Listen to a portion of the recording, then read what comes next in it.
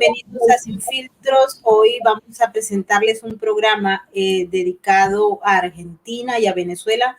Vamos a evaluarlo desde el punto de vista no solamente de la seguridad hemisférica, sino también desde el punto de vista militar, que es lo que está pasando por ahí, por esas Fuerzas Armadas, y para ello tenemos un invitado muy especial, que ya ustedes lo conocen porque lo hemos presentado en Seguridad Sin Filtros. Pero antes de irnos para empezar nuestra conversación del día de hoy, quiero invitarles a todos para que se activen en el super chat.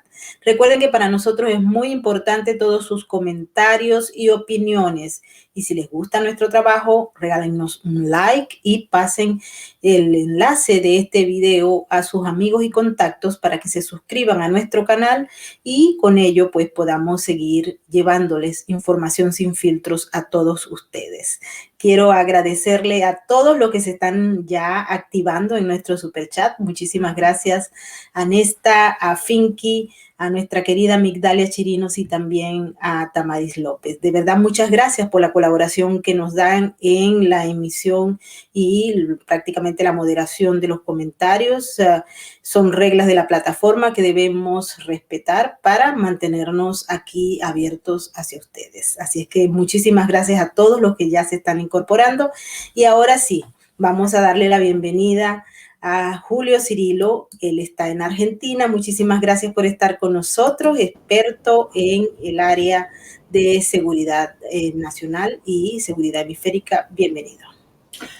Hola, Maybor, gusto de saludarte. ¿Cómo estás?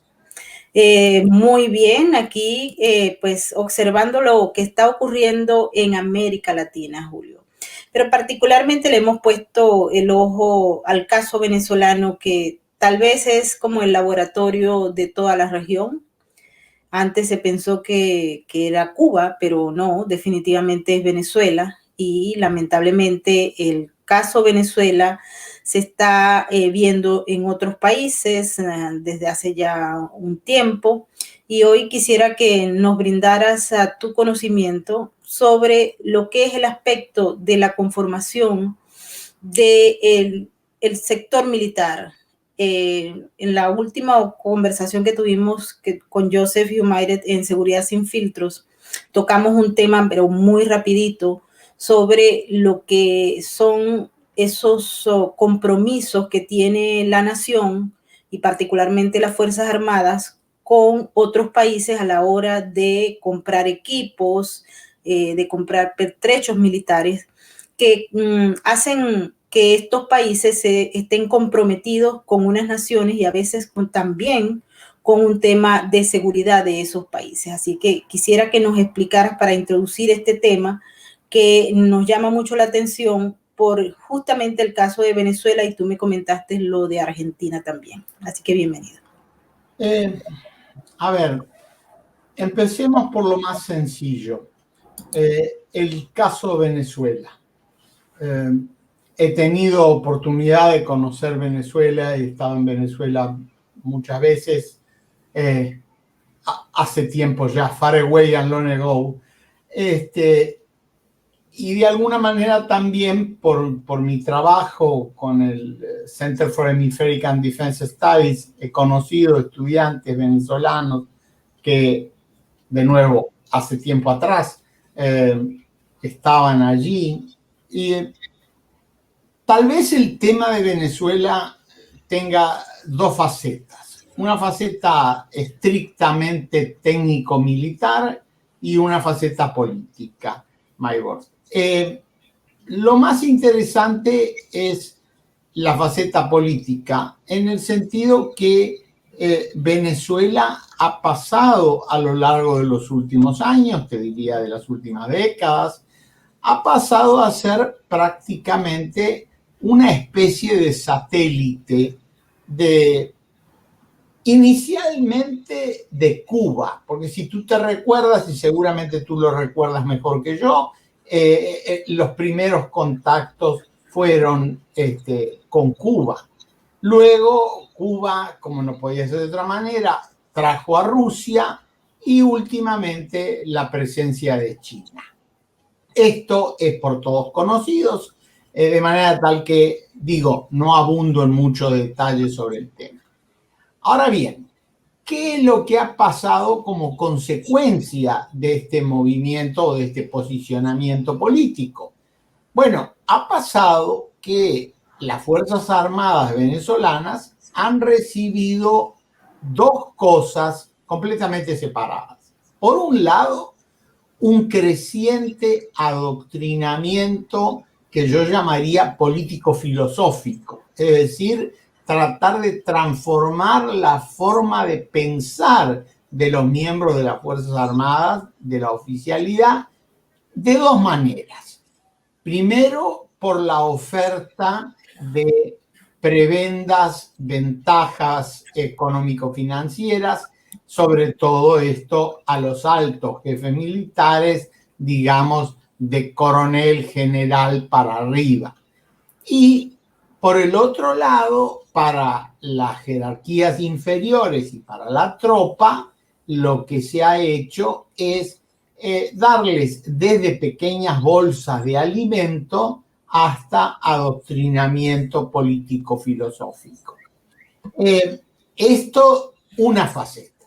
La segunda faceta, tal vez más interesante, es que desde hace ya, me atrevo a decir, desde el comienzo del gobierno de Chávez, no ha habido prácticamente ninguna otra influencia que no fuera la influencia de Cuba, de Rusia, de China. Es decir, en un sentido inició Cuba, después siguió Rusia y ahora se agregó China. ¿Qué es lo que significa esto? Lo que significa esto es que Venezuela no tiene opción en la compra de sus equipos militares y en la planificación del uso de esos equipos. Es decir, lamentablemente, bueno, esto ha resultado así. Y entonces el otro aspecto importantísimo es la compra de los equipos militares. La compra de los equipos militares, a su vez, tiene dos facetas. Por un lado, el hecho de que Venezuela prácticamente, te diría al 100%, no compra otro equipo militar que no sea o ruso o chino. Esto, a su vez, implica que cuando tú compras equipos militares, estás estableciendo una relación íntima con quien te los provee. ¿Por qué?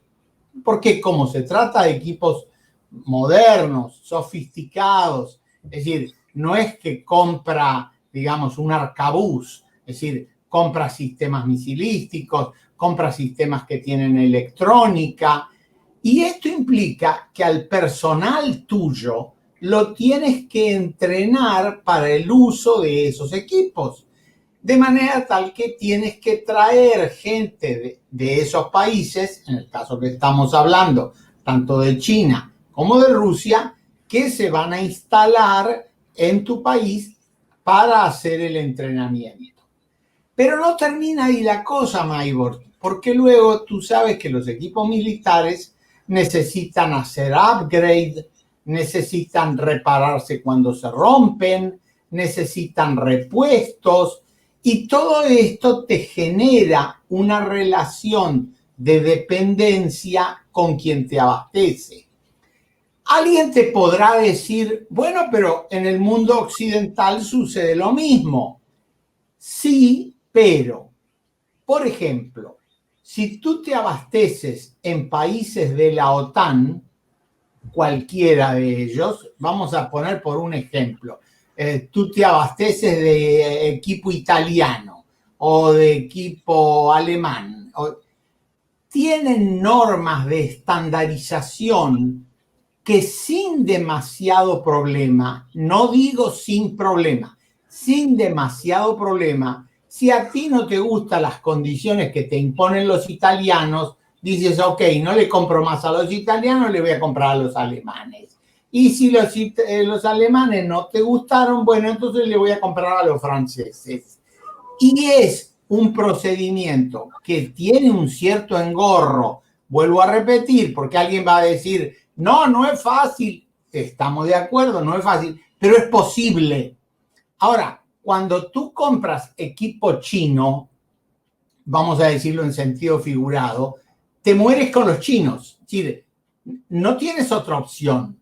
Es decir, ellos son tus clientes, pero por otro lado, tú eres prisionero de ese equipo. Porque no puedes repararlo en otro lado, no puedes conseguir repuestos en otro lado, no hay quien te lo arregle. Es decir, quedaste en una relación de dependencia, palabra que a algunos no les gusta, pero quedaste en una relación de dependencia con China o con Rusia, que además van a decir qué equipo te van a vender y qué equipo no te van a vender. Y este es otro tema que tal vez valga la pena un comentario.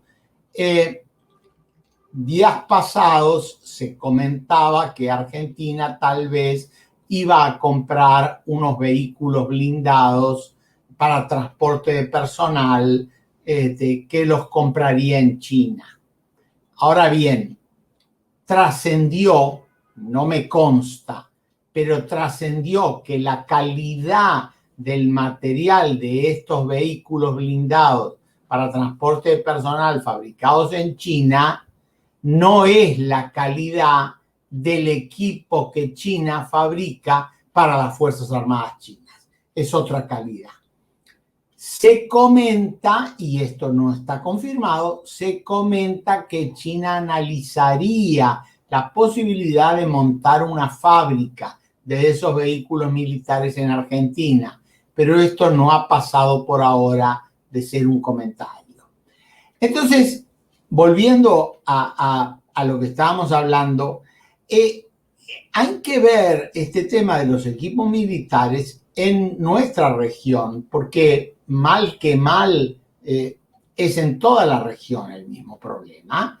Hay que verlo también desde un punto de vista político. No es solamente, Maybor, bueno, tú compras como antiguamente, es decir, antiguamente la sofisticación del equipo militar no era muy grande. Tú comprabas un arcabuz y un arcabuz era un arcabuz, punto. No había mucha cosa.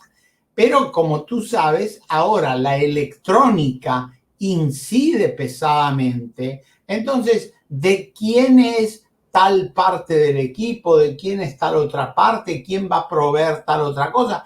Son consideraciones muy importantes a la hora de decidir quiénes van a ser tus proveedores.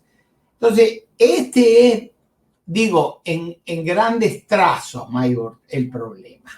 Y te repito, para América Latina en general y obviamente para Venezuela en particular, es un tema. Bueno, Venezuela de alguna manera ha tomado una resolución política. Venezuela dice, nosotros compramos solamente equipo ruso o equipo chino.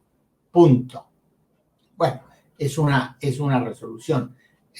Pero claro, Venezuela es un gobierno autoritario, no es una democracia. Entonces, esa es, en pocas palabras, Maybor, la situación. En el caso del rol que juega Irán en Venezuela, también en Argentina y en otros países, pero particularmente en Venezuela.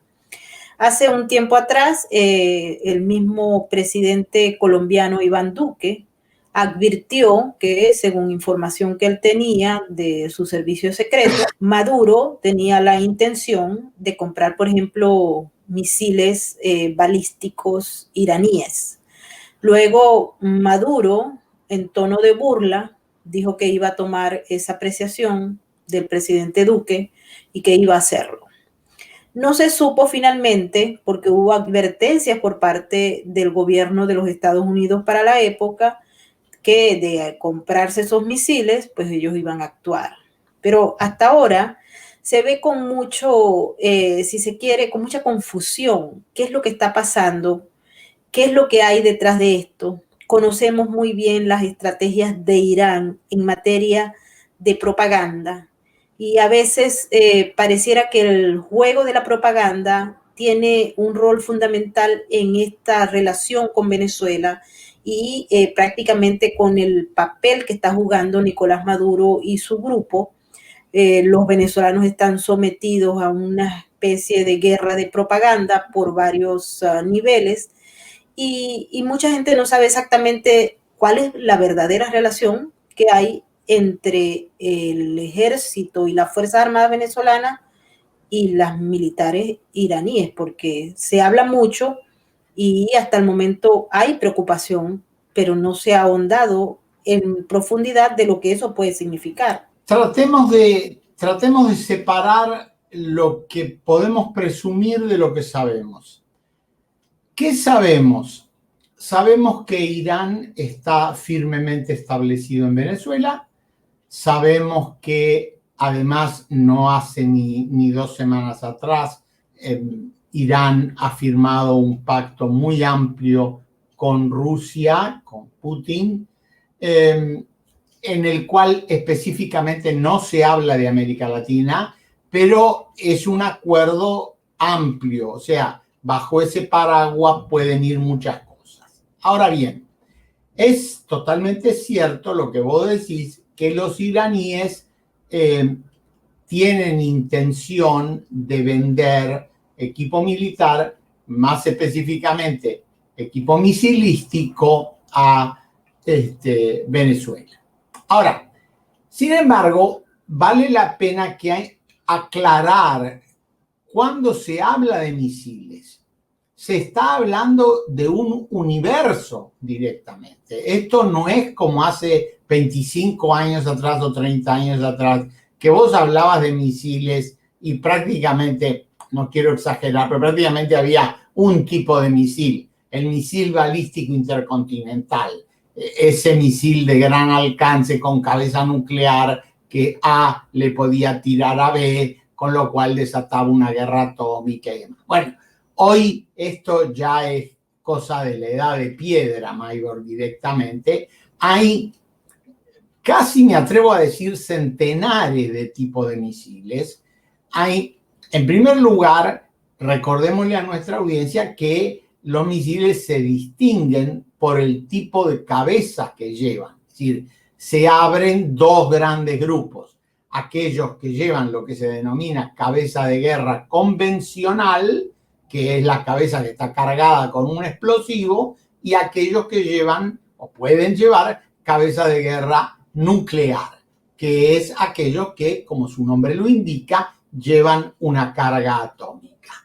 Bien, lo que los iraníes están proponiendo son, por lo menos hasta donde se sabe, misiles convencionales. Ahora bien, como te digo, este universo se ha diversificado tanto que ahora vos tenés 3 subgrupos dentro de los convencionales. Es decir, un poco obvio, de corto, medio y largo alcance.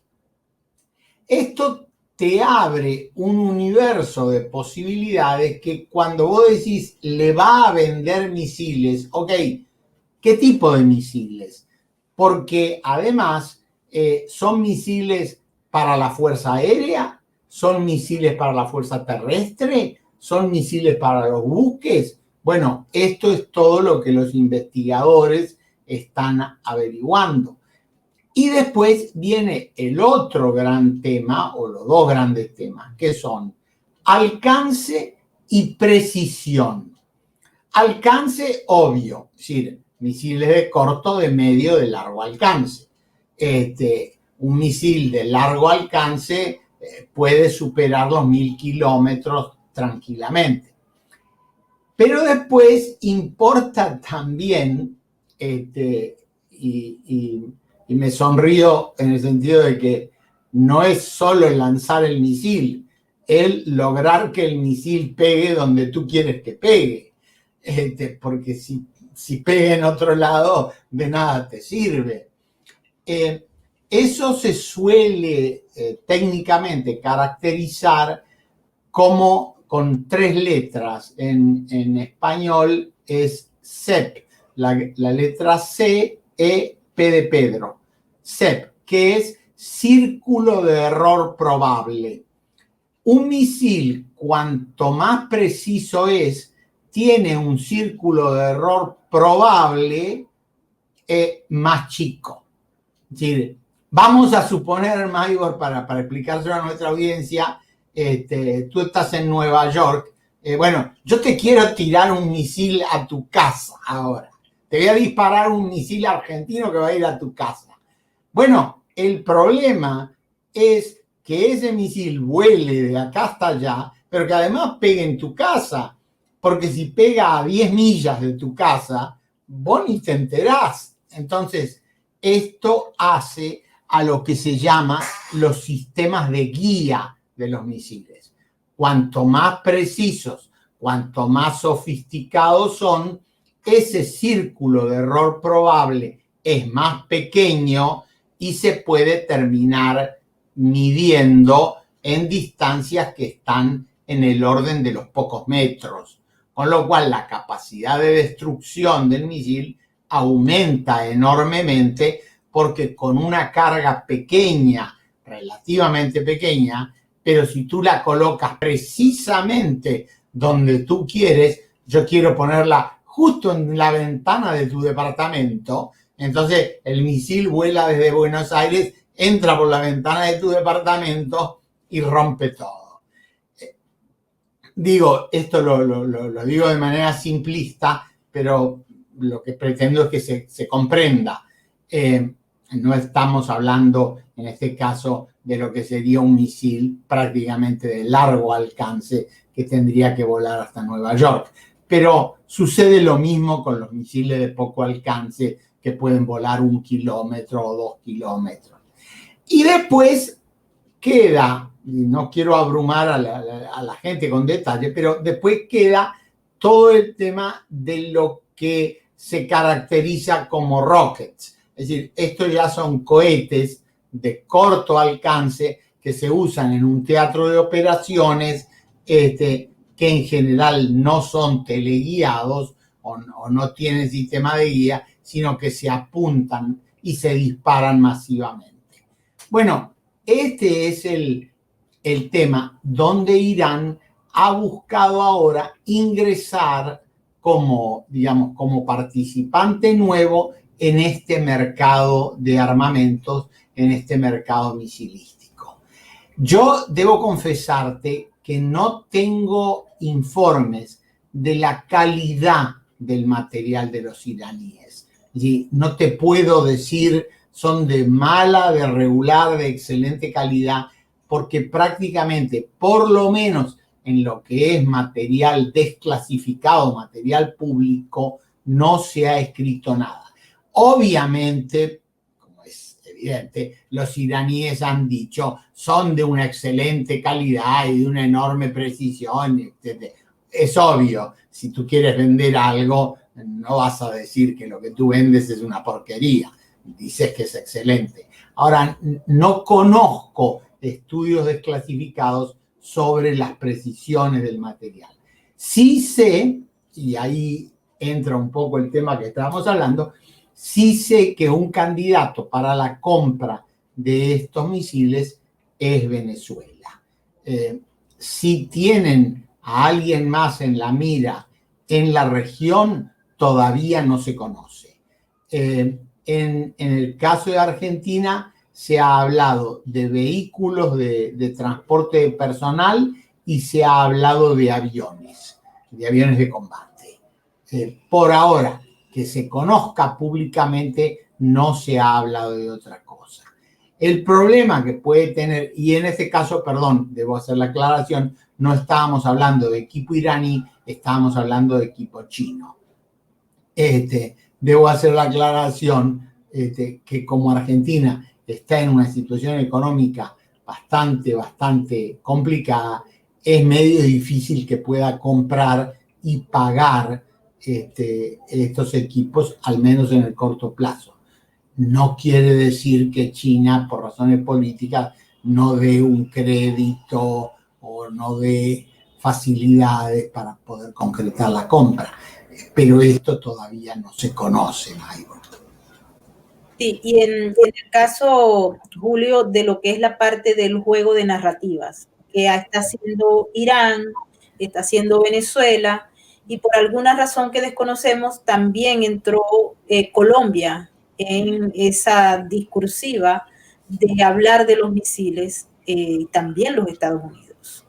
Eso por una parte. Y por otra parte, quisiera que explicaras hasta qué punto Irán ha penetrado realmente en algunos países que forman parte del socialismo del siglo XXI o este grupo que se asemejan desde el punto de vista de intereses geopolíticos y en algunos casos también ideológicos.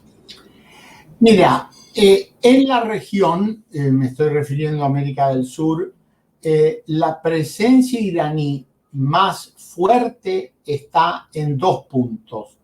Uno es Bolivia y el otro es Venezuela.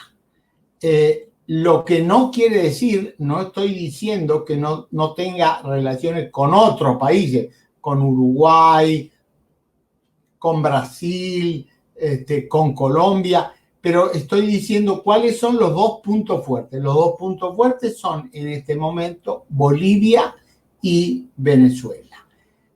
Ahí ha establecido relaciones muy cercanas. Ha habido un caso curioso que te lo cuento casi como anécdota. El otro día un querido amigo uruguayo me preguntaba si yo tenía alguna idea de cuánta gente tenía la embajada de Irán en Uruguay. Uruguay es un país pequeño. Yo pensé una cosa lógica y dije, bueno, serán 6, 7 personas. Me dice, son 40. ¿40? Sí, 40 funcionarios iraníes en Montevideo, República Oriental del Uruguay. Yo dije, bueno, caramba, supongo que tendrán algo que hacer, ¿me entiendes? Es decir, si tú me dices, dime exactamente qué hacen, no sé, no te lo sé decir, pero digo, en términos diplomáticos llama la atención un país pequeño, dicho con todo respeto, como es República Oriental del Uruguay, con 40 funcionarios iraníes, cuando, no sé, la embajada de Francia en Montevideo, creo que son 6 personas. Digo, esto en cuanto a temas de expansión territorial. Sé que están trabajando en una expansión sobre Chile, sobre Colombia, sobre Ecuador. No te puedo evaluar en cada caso qué es lo que han logrado, qué es lo que no han logrado, porque además son cosas que no suelen, digamos, en ese sentido la diplomacia iraní es muy parecida a la diplomacia china. Es decir, son lo que un americano llamaría low key, es decir, son de baja visibilidad. Tú no vas a encontrar ni a los chinos ni a los iraníes haciendo muchos eventos públicos, declaraciones, exposiciones, shows. No, esto no suele encajar con el tipo de diplomacia. De forma tal que en este caso, te vuelvo a repetir, Venezuela y Bolivia son los dos puntos fuertes. Hay otro punto interesante, pero que está poco claro y es muy poco conocido, que es Surinam. Más de uno me pondrá cara y me dirá, Surinam. Sí, Surinam, ese pequeño país en el extremo norte del hemisferio, casi cayéndose al Caribe, que solía ser el reino de un personaje que algunos todavía recuerdan, Desi Bouterse, cuyo hijo Dino Bouterse era buscado por el FBI y finalmente realizó un viaje, creo que fue a Colombia, donde lo estaban esperando los agentes del FBI y terminó en una cárcel en los Estados Unidos condenado, no sé si a 20 o 30 años de cárcel por tráfico de armas. Pero, ¿por qué te comento lo de Surinam? Te lo comento por dos temas. Primero, porque China está interesado en establecer una base para entrenamiento de personal militar chino en Surinam. Y en segundo lugar, porque Surinam es la gran puerta de pasaje, de movimiento de la droga que sale de Colombia, va a Surinam y de Surinam vuela a Europa. Es el gran trampolín de Europa. Por esas cosas que tiene la vida, hace unos años atrás tuve oportunidad de conversar con un juez brasileño que tenía a su cargo el tema de un avión cargado de cocaína que había caído en territorio brasileño y cuyo piloto, a cambio de negociar una reducción de la condena, explicó cómo era el mecanismo y dónde iban a aterrizar. Y dice, bueno, aterrizamos en Surinam. Entonces el juez le pregunta la cosa obvia, ¿en una pista clandestina? No, dice, nosotros aterrizamos en el aeropuerto porque estamos autorizados. ¿Cómo? Una avioneta que transporta droga está autorizada a aterrizar legalmente. Sí, dice, hay un arreglo y que nosotros podíamos aterrizar. Esto fue durante el mandato de Desi Bouterse, que concluyó, según algunos concluyó, según otros no, sigue gobernando en la sombra, no lo sé, no me consta, pero bueno, digo, esto es otro punto de interés de China, que es lo que estábamos revisando contigo. Ese es en este momento el panorama que se puede comentar de lo que se conoce. No tengo duda que hay muchas cosas más que no conocemos, pero bueno, lo que conocemos es más o menos esto, Maybor. ¿Cómo puedes interpretar, por ejemplo, y sigo insistiendo en el tema de la propaganda y de la narrativa iraní, el haber llegado, el presentarse a Venezuela como mano amiga y abrir, por ejemplo, supermercados y otro tipo de negocios y entregar gasolina que la venden, pero la venden, la traen desde Irán hasta Venezuela, atravesando una parte importante del mundo. Entonces, ¿cómo interpretas tú eso? ¿Cuál es la actitud y la intención? Porque en materia de propaganda se entiende, pero en materia de negocio quisiera que nos explicaras tu punto de vista. Bueno, antiguamente, cuando te digo antiguamente, te digo hace 25 años atrás, en todas las escuelas de guerra del mundo, por lo menos del mundo occidental, se estudiaba una asignatura que se llamaba guerra psicológica. Esto como asignatura hoy no existe más en la época de las comunicaciones electrónicas, no existe más. Pero ha sido reemplazado por lo que podemos llamar la guerra de la propaganda o la guerra de Internet o, como tú dices, la guerra por la narrativa. Esto es muy interesante porque para el público en general, muchas veces lo que está en una narrativa se toma como verdad sin demasiada evaluación. Es decir, si lo vi en televisión o si lo vi en YouTube o si lo vi en tal lugar, presumo que debe ser verdad.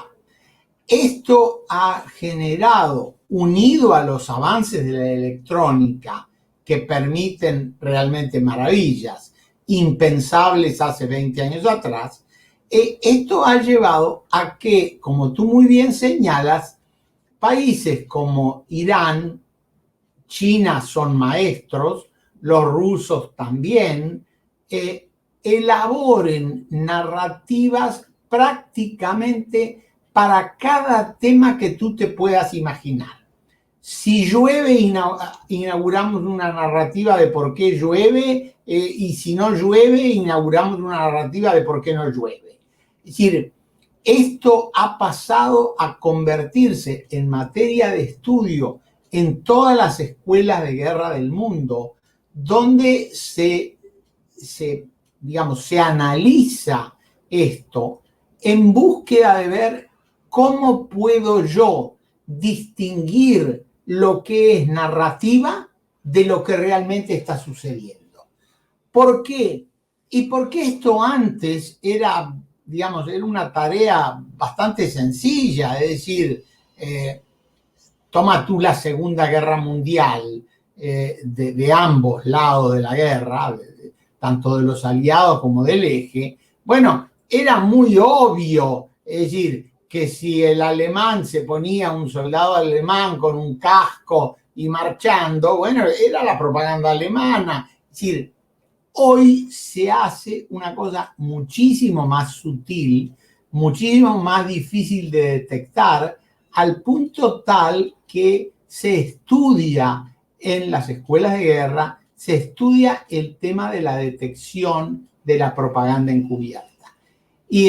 Y ya no es simplemente propaganda, es verdaderamente algo más.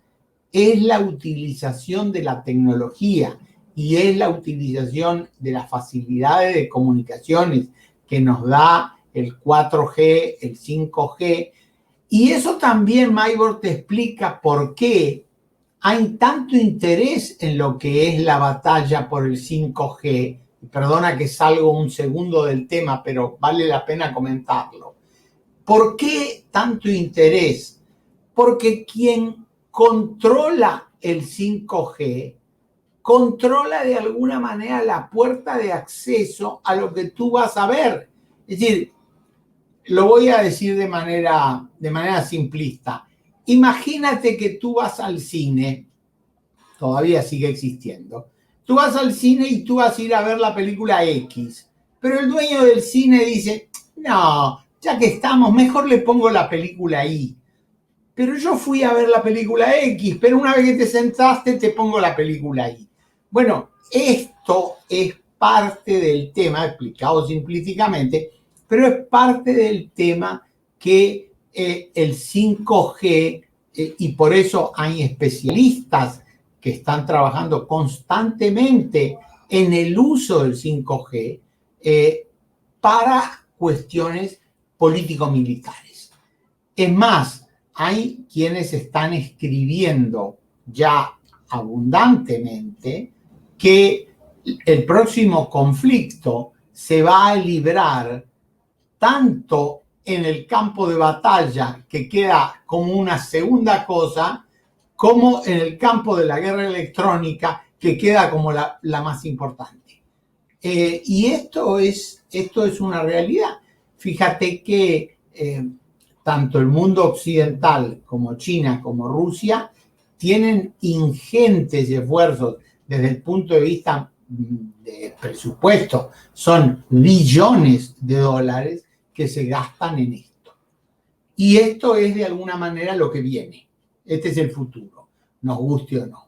Julio, ya hemos visto cómo hace 2 semanas se firmó un acuerdo millonario entre China e Irán. Nadie sabe realmente el contenido del acuerdo porque obviamente es secreto, pero sí se asemejan porque ya hace un tiempo atrás China había adquirido un contrato para los puertos de Irán, fue criticado, nadie publica las protestas que hay en contra de ese acuerdo, muchos iraníes de la sociedad civil se han quejado y han señalado que es prácticamente la venta del país a China y que han perdido su soberanía, etcétera. Pero más allá de esta situación criolla, doméstica, quisiera que le explicaras a nuestra audiencia, o sea, cómo se puede leer esto y a qué se debe, cuáles son las repercusiones que tiene para la geopolítica mundial y particularmente para un actor que estuvo activo y hoy lo vemos como como difuso, como es Estados Unidos. Entonces quisiera que nos hablara sobre esto. Bueno, a ver, sin hacer evaluaciones políticas, queda poca duda que la gestión del presidente Trump, que a algunos puede parecerle maravilloso, a otros no, respeto todas las opiniones, pero no hay duda que Trump hace un repliegue de la política exterior de los Estados Unidos sobre Estados Unidos. Es decir, de alguna manera, él piensa, bueno, priorizando la política interna, replegándome de todo lo que es la política exterior, esto beneficia a Estados Unidos. Obviamente hay opiniones divididas, hay quienes dicen que no, que esto fue un desastre, hay quienes dicen esto era lo que había que hacer, todas opiniones respetables. Pero ¿qué es lo que pasa? Lo que sucede es que en este mundo cargado de electrónica, cargado de guerra electrónica, no existe lo que podríamos llamar, apelando a un lenguaje antiguo, espacios vacíos. Antes, cuando se hablaba de espacios vacíos, se hablaba de territorios vacíos. Hoy no se habla de territorios. Hoy se habla de espacios en los espectros electrónicos.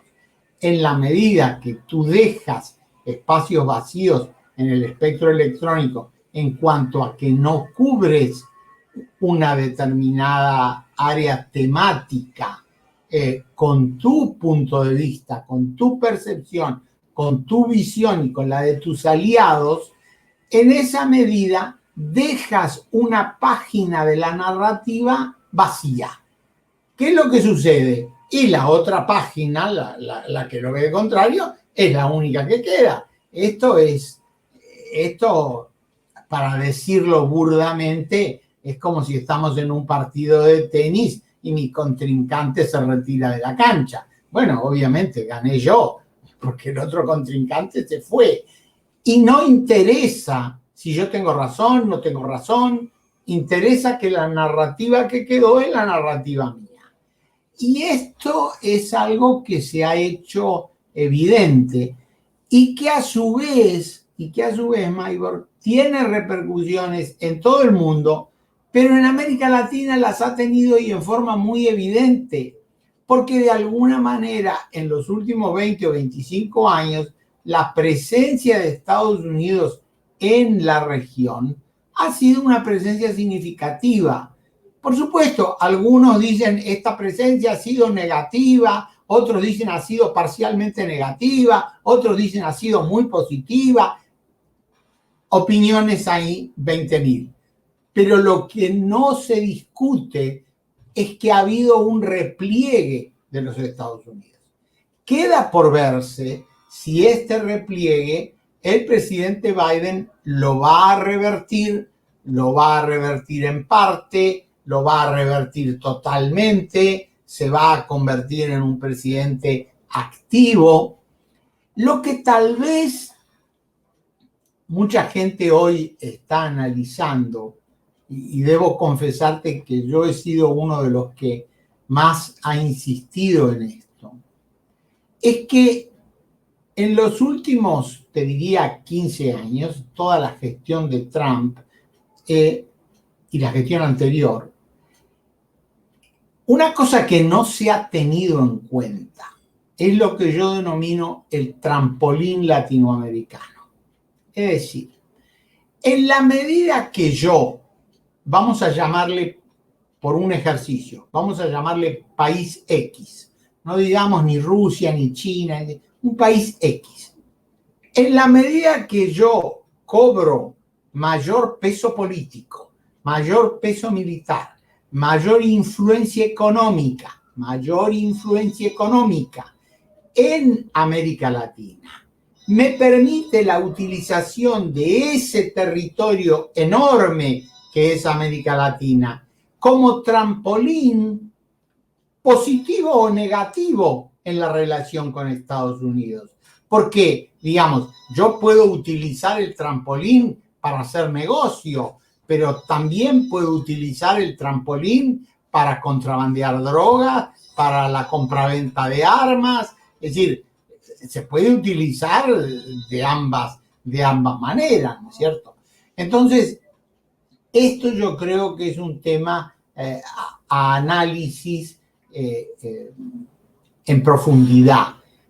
Sé que hay gente que está trabajando en esto, de alguna manera parte del equipo con el que yo trabajo está en este tema, y particularmente poniendo el acento, como te decía hace unos minutos, en los aspectos tecnológicos, porque créase o no, la guerra futura va a tener un creciente componente de tecnología electrónica y un decreciente componente de armas tradicionales, digamos. En las guerras napoleónicas, el que tenía el mejor arcabuz era el que ganaba. Bueno, hoy es bastante más complejo que eso.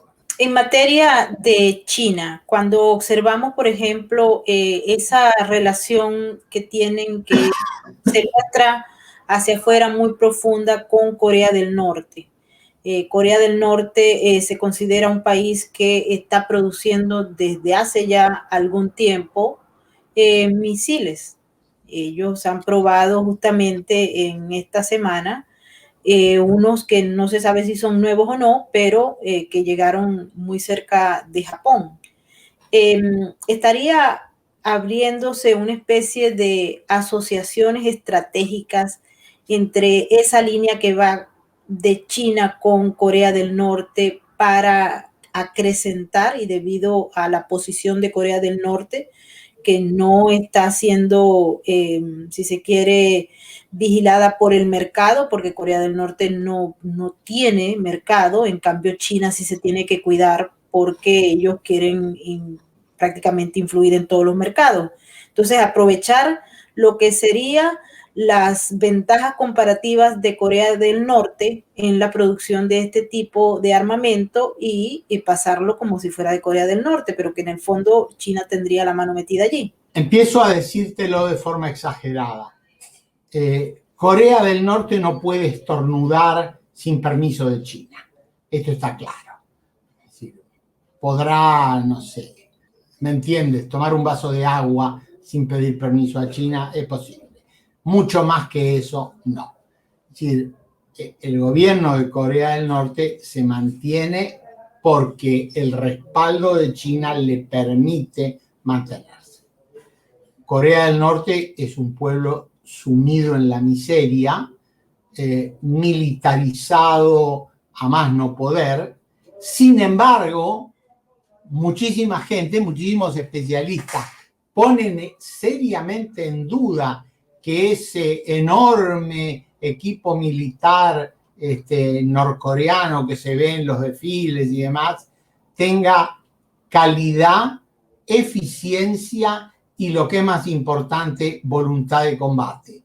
Es decir, se calcula que es un tema, digamos, que si Corea del Norte quisiera usar agresivamente sus fuerzas armadas, se plantearía como un gran interrogante. ¿Esto qué ha implicado? Ha implicado que China cada vez más se ha convertido en el backup de Corea del Norte y de alguna manera en el que lo empuja.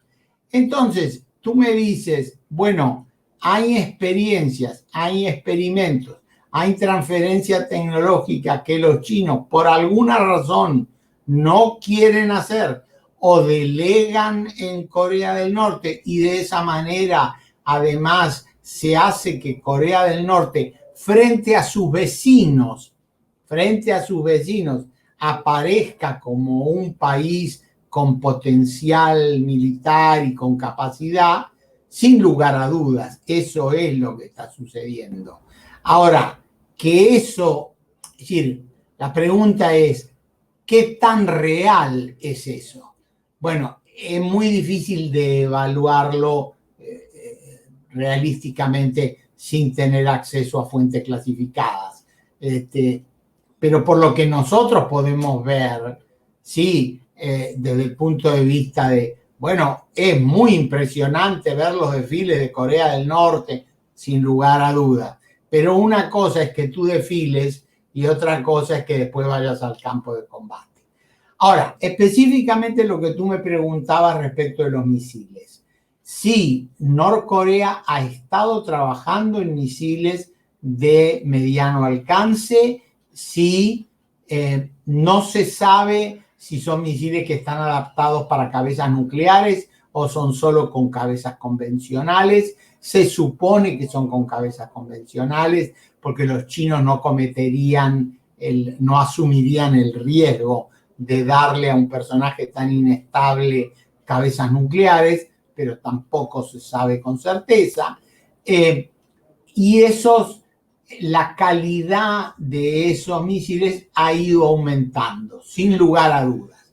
Ahora, tú me dices, ha aumentado porque la calidad de los científicos norcoreanos lo permite, o porque detrás de los científicos norcoreanos están los científicos chinos.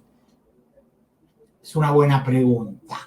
Creo yo, y esto es una impresión personal, que es que los científicos chinos dan la capacitación. Vamos a decirlo de otra manera, Maybor, que los chinos son los profesores y los norcoreanos son los alumnos. Es decir, le van enseñando, mira, ajusta el tornillo así, esto lo pones así, esto lo pones así, y los otros son los alumnos. Esto es lo que se sabe hasta hoy. Que pueda haber cosas ocultas, sin lugar a dudas, lo puede haber. Pero este es digamos, esto es lo que se conoce con alguna certeza, ¿no? ¿Qué tiene que buscar Corea del Norte en Venezuela, por ejemplo? ¿Cuál es la razón de esa alianza que se quiere presentar como un gran logro del régimen de Nicolás Maduro? Si me permites una broma, diría lindas playas. Pero bueno, esto no pasa de ser una broma. Créaslo o no, en pleno siglo XXI, Norcorea tiene serios problemas alimentarios, es decir, serios problemas de alimentación de su población. Problemas que son conocidos, si bien Norcorea los ha ocultado cuidadosamente, pero como tú sabes, hay un flujo constante de gente que escapa de Norcorea y que va a Corea del Sur o a otros países, y que lo que cuenta respecto de la calidad de vida es francamente aterrador. Es decir, si nosotros nos quejamos del nivel de vida de Sudamérica, créeme que nuestro nivel de vida es el del Waldorf Astoria comparado con el nivel de vida de los norcoreanos, particularmente aquellos que no están en las Fuerzas Armadas, porque de alguna manera los que están en las Fuerzas Armadas tienen, aunque sea las raciones militares mínimas para mantenerlos sanos y en condiciones. De manera tal que, ¿qué puede buscar? Yo creo que puede buscar dos o tres cosas. Primera, un punto propagandístico para el gobierno de Norcorea. Nosotros, Norcorea, ahora estamos en América Latina, llegamos, tenemos presencia. Fíjese que no es que estamos encerrados, como dicen, que somos un pequeño país encerrado y empobrecido. No, señor, somos un país con relaciones internacionales importantes. Primera cuestión. Segunda cuestión, se me ocurre a mí que podrían estar pensando en un tema de producción alimenticia si es que logran que Venezuela solucione el problema alimenticio que tú conoces bien, que en Venezuela en este momento alimentos y producción de alimentos no es precisamente lo que abunda. Otra cosa puede ser un punto de transferencia de tecnologías. es decir, un punto donde se encuentran y transfieren tecnología. Pero mi impresión personal, y esto tómalo como una impresión personal nada más, es que es un punto propagandístico para un régimen que está empobrecido, que está aislado, que prácticamente no tiene muchas relaciones con nadie y que de alguna forma muestra con esto una apertura al mundo. Esto, te vuelvo a repetir, Maybor, es mi opinión estrictamente personal, ¿no? No hay demasiado material, no hay demasiada bibliografía sobre lo que está pasando en ese sentido en Corea del Norte, porque como tú sabes, lo llaman el reino hermético, ¿no? Es un reino cerrado, impenetrable. Te puedes imaginar que no hay tours a Corea del Norte, ¿no? Sería casi cómico que alguien comprara. ¿A dónde vas a pasar tus próximas vacaciones? Yo me voy a Corea del Norte. Es poco probable que tal cosa suceda, ¿no es cierto? Así es, muy probablemente haya muy pocas personas que deseen ir, aunque he sabido de gente que ha tenido oportunidad de ir, de grabar los horrores que se puedan ver en las áreas de turismo. Muchos habían pensado también que ese acercamiento de Corea del Norte con el régimen de Nicolás Maduro estaba más bien vinculado al tema del uranio y de otros minerales de los cuales Venezuela desafortunadamente es muy rica. Así es que bueno, pero Julio, quiero agradecerte por este tiempo que has estado conversando con nuestra audiencia en Sin Filtro. De verdad que muchísimas gracias. Bueno, un gusto charlar contigo y con tu audiencia. Sabes que aquí en Buenos Aires tienes por lo menos audiencia segura en este país, Maybor. Gracias por tu trabajo. Bueno, y quiero darle las gracias también a todos aquellos que hoy han participado en el Superchat. Les recuerdo que los comentarios están siendo moderados por la misma plataforma y también por el equipo de nuestros moderadores, Nesta, Finky, Migdalia Chirino y Tamaris López, a quienes les damos las gracias por su colaboración. La verdad es que durante la conversación con Julio uno puede estar horas y horas hablando con él y ustedes también con esos comentarios tan inteligentes y tan curiosos, ¿no? Porque sin duda alguna el tema que hemos tratado genera preocupación en la audiencia latinoamericana, europea y obviamente la de acá de Estados Unidos. Así que seguiremos tocando este punto y muchos más. Por ahora nos despedimos y mil gracias de verdad tanto a Julio como a nuestra audiencia por haber participado en este programa de hoy. Nos vemos en la próxima emisión. Mil gracias.